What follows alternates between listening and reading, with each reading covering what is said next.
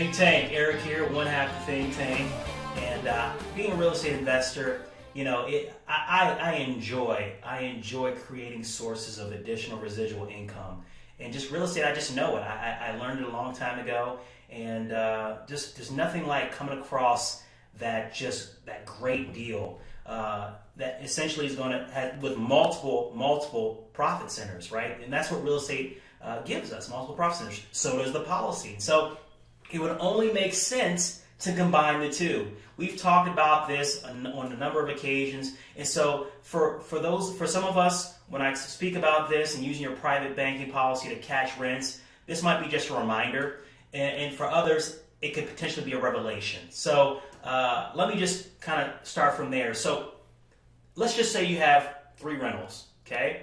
And for most people, having rental property, collecting that mailbox money, collecting those checks, it gets collected and put in the bank, right? And so that's what most people do, but not think tankers. No sirree, not think tankers. No.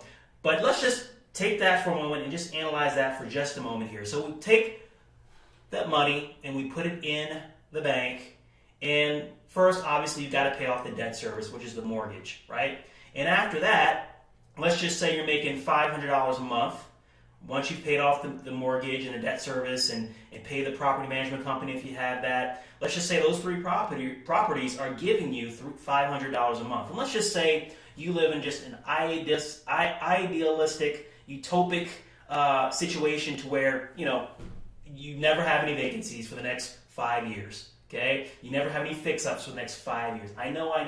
Not very realistic, but for the purposes of this illustration, it just makes it easier, the math easier. Okay, so $500 a month goes into the bank, and of course the bank doesn't give us jack for returns, and we're getting taxed on that money. Not to mention we're getting fees on that money. Okay, just in case you forgot, that is the case. Now, am I trying to badmouth all banks for everything? No, they play a very important role in our society. Let's not forget that. I still have a bank.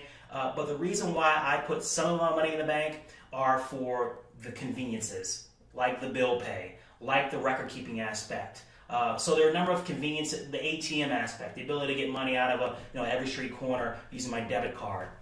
Those are the reasons I keep some of my money in the bank. But by and large, my rents, get captured elsewhere. Okay, and let's talk about that. So this is the situation for the vast majority of real estate investors. Where they put their money is in the bank. They are essentially lending, keep in mind that word, lending their money to the bank, who in essence pays you nothing, right? Once you consider inflation, taxes, and fees, and they're now turning around and using your money to lend out 5, 10, 15%, okay, to other people, okay? Pretty sweet deal. Let's do that in our own system. Okay? All right, so those of us with banking policies, we know that instead of putting the money in the bank, we want to transfer that money into your life insurance policy. Okay? And for me, and everybody has a different system, I transfer rents into my policy about every quarter, once every 3 months. Okay? So it sits in the policy for about 3 months. And then once every 3 months, like clockwork, those rents get sent off to my banking policy. Why? Because my banking policy is essentially my castle. Brian says all the time, treat your cash as king. Treat it, give it a castle, right? House it in a castle. So, putting it in the bank, you're putting it in a shack, right? The dollars are lazy, right? So if you put it in the insurance policy, now all of a sudden, you're getting 5%.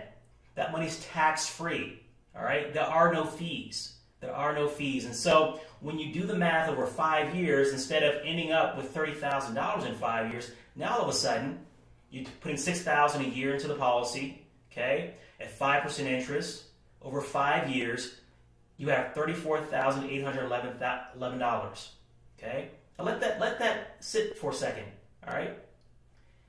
Doing the conventional way, which most people, that's all they're aware of, where that money sits is in a bank, right? When you put in a policy, you're almost $5,000 ahead over 5 years. Think about all the different things you can do with that money, that extra $5,000. That's only 5 years, okay?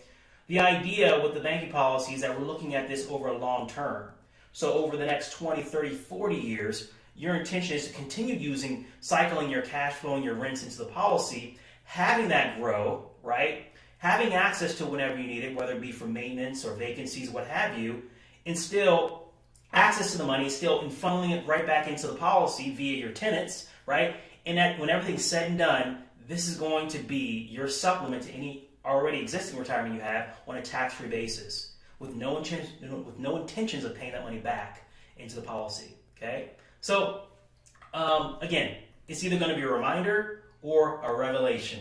So whichever the case it was for you, hopefully it sheds some light on something that just an amazing feature of our policy, our ability to capture rents and to really go much further than we would with a bank in terms of being able to use that money and leverage those funds in a more efficient manner, a tax-free manner. All right, guys, to your prosperity, this has been Eric, and